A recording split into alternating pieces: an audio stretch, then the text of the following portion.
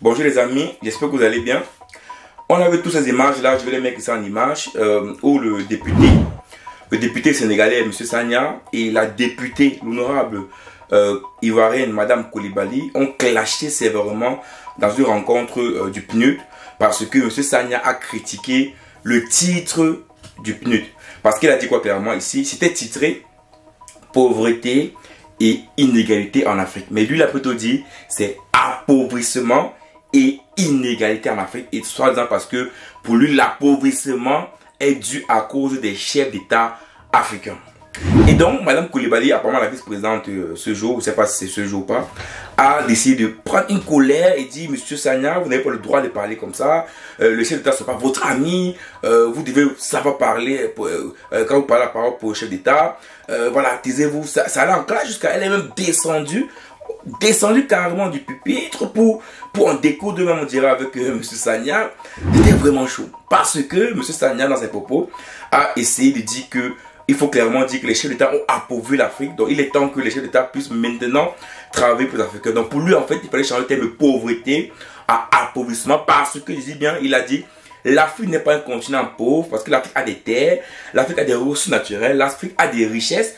Donc, si on prend des pays comme les pays qatariens, les pays saoudiens, ces pays qui n'ont que des richesses naturelles, comme nous en Afrique, on devrait être au même niveau que ces pays.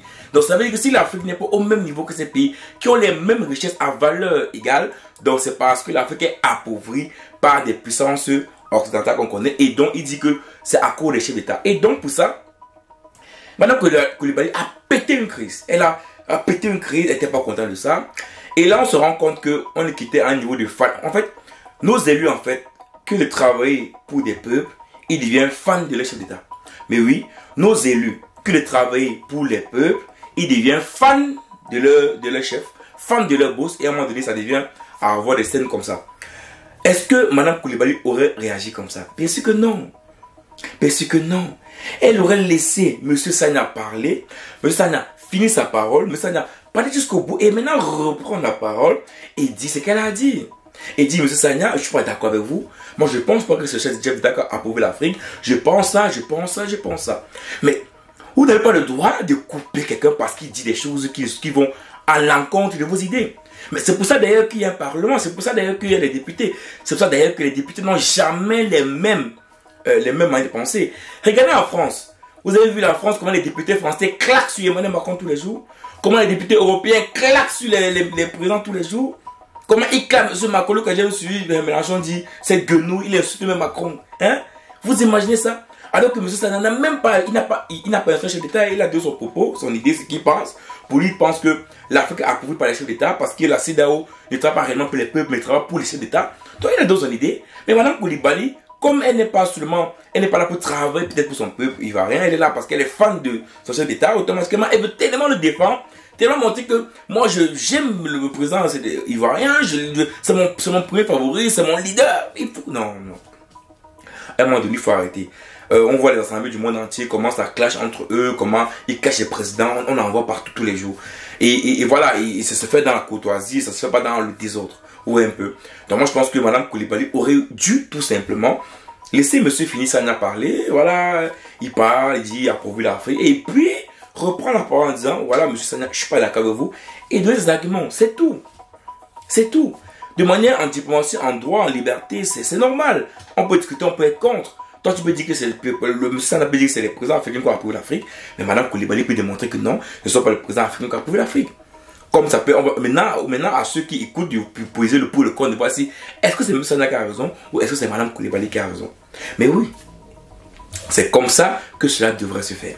Mais c'est ça, on arrive à un niveau où, désolé, mais dans beaucoup de pays africains, c'est ça. Normalement, un député, un honorable est voté pour pouvoir représenter son peuple. Normalement, c'est ça. Donc, quand on vote un député dans une circonscription, c'est parce qu'on sait que lui, il n'est pas pour représenter son peuple au niveau du Parlement.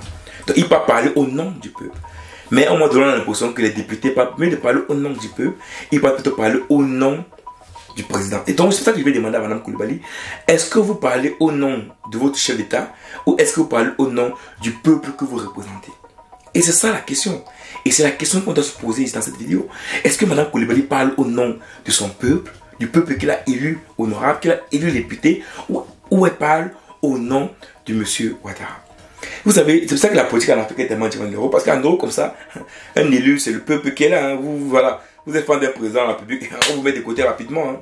La prochaine élection, vous êtes dehors, vite fait. Parce que le peuple suppose que, sauf si la circonscription où on l'a voté, effectivement, c'est une circonscription qui vote en majorité le président Ouattara. Donc, elle pense que c'est un peuple qui soutient le président Ouattara. Donc, elle suppose que même si elle a le président Ouattara, voilà, on dit souvent quoi, j'oublie sa base, voilà, électorale au niveau de la circonscription, c'est une base qui est pro le président ivoirien. Donc, même si, voilà, elle soutient et qu'elle est fan du président Ouattara, cela n'empêchera qu'elle puisse perdre une élection législative en Côte d'Ivoire. Mais, je vous dis bien, c'est malheureux de voir ça. Et aussi, ce qui est malheureux, c'est que on voit les autres députés de la salle qui sont assis. Et M. Sanya dit, mais vous dites rien. Vous dites rien. Moi, je propose, je parle, j'ai mes idées, je dis ce que je pense. On me coupe la parole et vous êtes assis, vous dites rien. Mais c'est ça aussi. Ça donne à quoi? Ça donne à quoi? Mais non. Vous savez, quelqu'un avait dit que le problème, c'est pas en Afrique. Il sait pas ça. Oui, c'est même peut-être le problème en Afrique. Peut-être qu'en Europe aussi, c'est pas en Afrique. Mais beaucoup plus en Afrique. Parce qu'en Afrique, les gens font de la politique pour gagner de l'argent. Les gens font de la politique pour devenir riches. Les gens ne font pas de la politique pour des convictions. Les gens ne font pas de la politique parce qu'ils veulent apporter quelque chose de concret. Les gens ne font pas de la politique parce qu'ils veulent aider le peuple. Non, c'est parce qu'ils veulent d'abord eux-mêmes gagner de l'argent.